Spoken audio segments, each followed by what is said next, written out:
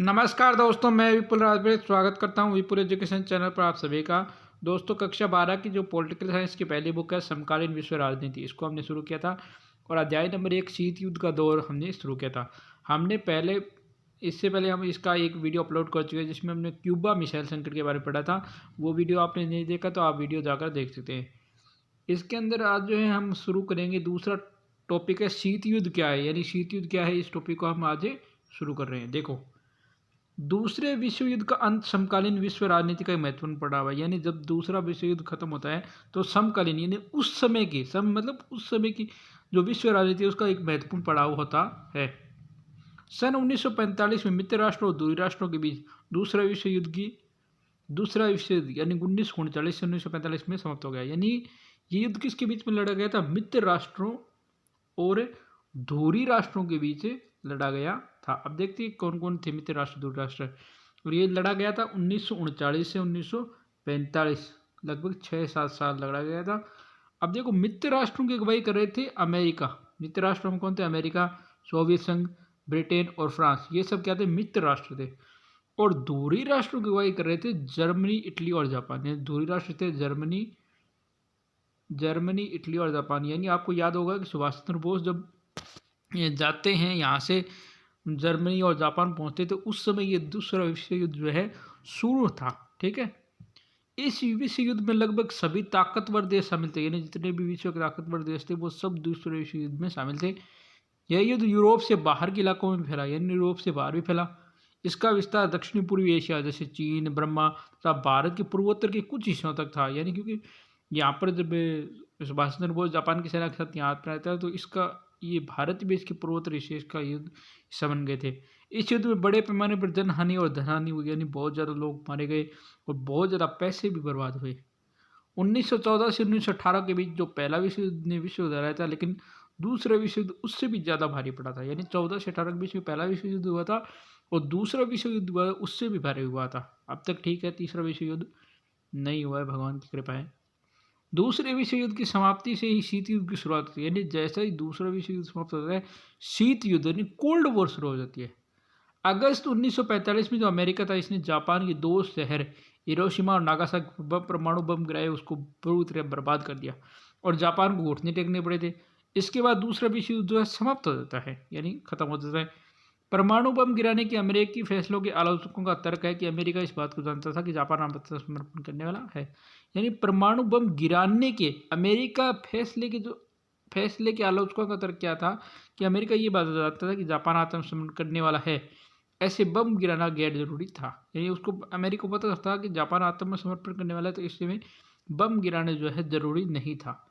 इन आलोचकों का मानना है कि अमेरिका की इस कार्रवाई का लक्ष्य सोवियत संघ को एशिया तथा अन्य जगह पर सैन्य और राजनीतिक लाभ उठाने से रोकना था। यानी इसका काम क्या था कि सोवियत संघ एशिया में और अन्य सैन्य स्थानों पर राजनीतिक लाभ न उठाए, इसलिए अमेरिका ने ये बम फेंके थे। वह सोवियत संघ के सामने ये भी जाहिर करना चाहता था कि अमेरिका ही सबसे बड़ी ताकत है, और ये रूस को दिखाना चाहता है उस समय सोवियत संघ को कि अमेरिका ही सबसे बड़ी ताकत है। अमेरिका के समर्थकों का तर्क क्या था? वो कहते हैं कि युद्ध को जल्दी से जल्दी समाप्त करने तथा अमेरिका और साथी राष्ट्रों को आगे जनहानि को रोकने के लिए परमाणु बम गिराना जरूरी था। अब ये जो अमेरिका के जो समर्थक थे वो क्या तर्क देते हैं कि युद्ध ने जल्दी जल्दी समाप्त करना और अमेरिका और साथी राष्ट्रों को आगे की जनहानि को रोकने के लिए परमाणु बम गिराना जरूरी था। अच्छा, विश्व युद्ध की समाप्ति के कारण कुछ भी हो, यानी विश्व युद्ध समाप्ति के कारण कुछ भी हो, लेकिन इसका परिणाम यही हुआ कि वैश्विक मंच पर यानी विश्व के राजनीतिक मंच पर 2 महाशक्तियां हो गई। जर्मनी और जापान आ चुके थे और यूरोप तथा शेष विश्व विध्वंस की मार जा रहे थे। यानी जो मित्र और दूरी राष्ट्र है, जैसे मित्र राष्ट्रों में हम बात करें तो अमेरिका था, आपके सोवियत संघ था, ब्रिटेन फ्रांस थे, और इधर जर्मनी जापान ये थे। जर्मनी और जापान तो हार चुके थे। यूरोप और शेष विश्व है यानी फ्रांस है, ब्रिटेन है, सब विध्वंस की मार चल रहे थे। अब शक्तियाँ क्या थी? एक तो अमेरिका और एक सोवियत संघ विश्व की सबसे बड़ी शक्तियाँ थी। इनके पास इतनी क्षमता थी कि विश्व की किसी भी घटना को प्रभावित कर सकते, यानी इनके पास इतनी पावर था कि विश्व की किसी भी घटना को ये प्रभावित कर सके। अमेरिका और सोवियत संघ का महाशक्ति बनने की होड़ में एक दूसरे के मुकाबले खड़ा होना ही शीत युद्ध का कारण बना। यानी अमेरिका और जो सोवियत संघ था, इसका महाशक्ति बनने की होड़ में एक दूसरे के विरुद्ध खड़ा होना ही शीत युद्ध का कारण बनता है। शीत युद्ध शुरू होने के पीछे ये समझ भी काम कर रही थी कि परमाणु बम होने से वाले परमाणु बम से होने वाले विध्वंस की मार देना भी किसी राष्ट्र की होती नहीं।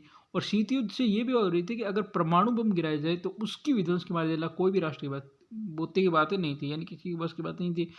यह एक सीधा साधा लेकिन असरदार था, यानी सीधा साधा लेकिन असरदार था। जब दोनों महाशक्तियों के पास इतनी क्षमता के परमाणु हथियार है कि वे एक दूसरे को ऐसे क्षति पहुंचा सकते हैं, तो ऐसे में दोनों के बीच रक्त रंजित युद्ध होने की संभावना कम रहती है। यानी दोनों के पास परमाणु हथियार बहुत ज़्यादा थे और दोनों एक दूसरे को हानि पहुंचा सकते हैं, इसीलिए उनके बीच में रक्त रंजित युद्ध होने की संभावना कम रहती है। उकसावे के बावजूद कोई भी पक्ष युद्ध का जोखिम मोल नहीं लेना चाहेगा। यानी दोनों अगर एक दूसरे को उकसाते हैं तो भी कोई भी जो पक्ष है वो युद्ध का जोखिम नहीं लेना चाहिए, क्योंकि युद्ध में राजनीतिक फायदा चाहे किसी का भी हो, लेकिन इससे होने वाले विध्वंस को औचित्यपूर्ण नहीं ठहरा। यानी अगर युद्ध होता है तो राजनीतिक फायदा किसी का हो, लेकिन इससे होने वाले जो विध्वंस है इसको औचित्यपूर्ण नहीं ठहराया जा सकता। परमाणु युद्ध की सूरत में दोनों पक्ष को इतना नुकसान उठाना पड़ेगा कि उनमें से विजेता कौन है ये तय करना भी असंभव होगा। यानी अगर परमाणु हमला होता है अमेरिका और सोवियत के बीच में, तो इतना ज़्यादा नुकसान होगा कि उन दोनों में से कौन विजेता रहेगी ये तय करना संभव हो जाएगा। अगर कोई अपने शत्रु पर आक्रमण करके उसके परमाणु हथियार को नाकाम करने की कोशिश करता है, तब भी दूसरे के पास उसे बर्बाद करने लायक हथियार बच जाएंगे। यानी एक देश है, जैसे मान लो अमेरिका है, तो वो आक्रमण करके उसकी सोवियत के परमाणु हथियारों को नाकाम करने की कोशिश करता, तब भी दूसरे यानी सोवियत के पास उससे बर्बाद करने लायक हथियार बच जाएंगे। इससे अवरोध यानी रोक और संतुलन का तर्क कहा गया, यानी रोक और संतुलन का तर्क कहा गया। दोनों ही पक्षों के पास एक दूसरे के मुकाबले में परस्पर नुकसान पहुंचाने की इतनी क्षमता होती है कि कोई भी पक्ष युद्ध का खतरा नहीं चाहता है। इस तरह महाशक्तियों के बीच गहन प्रतिद्वंदिता यानी कंपटीशन होने के बाद शीत युद्ध रक्त रंजित युद्ध का रूप नहीं ले सका और इसकी तासीर ठंडी रही, इसीलिए कहा जाता है शीत युद्ध। पारस्परिक अपरोध की स्थिति ने युद्ध तो नहीं होने दिया, यानी युद्ध तो नहीं हुआ, लेकिन पारस्परिक प्रतिद्वंदिता यानी कंपटीशन भी नहीं रुका। शीत युद्ध की प्रमुख सैन्य विशेषताओं पर ध्यान दें। यानी सैन्य विशेषता कैसे, इसमें दो महाशक्तियाँ उनके अपने अपने गुट थे, यानी दोनों महाशक्तियाँ थी और गुट थे। इन पारस्परिक प्रतिद्वंदी गुटों में शामिल देशों से अपेक्षा थी कि वे तर्क संगत और जिम्मेदारी भरा व्यवहार करेंगे। यानी जो इनके जो महाशक्ति जो गुट थे उनसे अपेक्षा थी कि ये तर्क संगत और जिम्मेदारी भरा व्यवहार करेंगे।